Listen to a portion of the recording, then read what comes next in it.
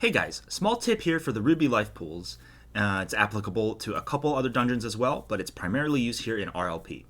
What you can do is pop an invisibility right before you start the key, and that's either Shroud, which lasts 15 seconds, or a rank 3 Invis pot, which lasts for 18.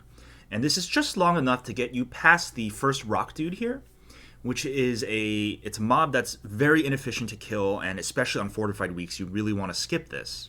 Now, you're going to need some kind of speed boost to get by, and usually Druid is the best with Stampeding Roar, which they don't have to break invisibility to use. But you can use like Windrush Totem as well to get by. And the whole idea is that using Shroud right before the key starts doesn't put it on cooldown after the key starts. It comes back off cooldown. It's the same concept as when you see Demon Hunters use Metamorphosis right before the key starts. And if you look over here to the left, you'll see the second rock dude patrolling kind of towards the end of his route here. Now, if you get unlucky, he can be down here right as you finish your trash pull, and he'll be standing here for a good 15 or 20 seconds blocking your path.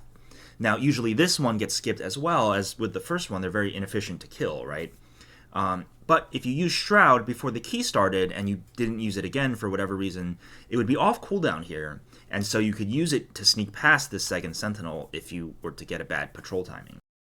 In this particular clip, our patrol timing was okay. He's walking away here as you see, but we use Shroud anyway to be safe. We don't pull anything by accident. We can go straight to the Defiler, the mini-boss here.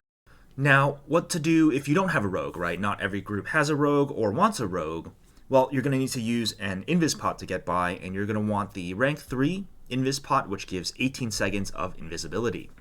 Well, why not use it after the key starts, right? Same thing with Shroud is that if you use your Invis pot before the key starts, it does not put it on cooldown after the key starts, which lets you use a DPS pot or some other potion if you wanted to after the key starts.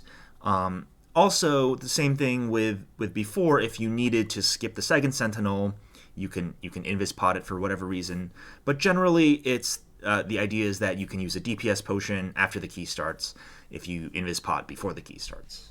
Just a small tip for Ruby life pools, doesn't always come into play, with the second sentinel. You don't always have to skip it, but if you do, it can save you, almost 30 seconds off of your timer, and we all know how Mythic Plus works. That 30 seconds can matter in the end, right?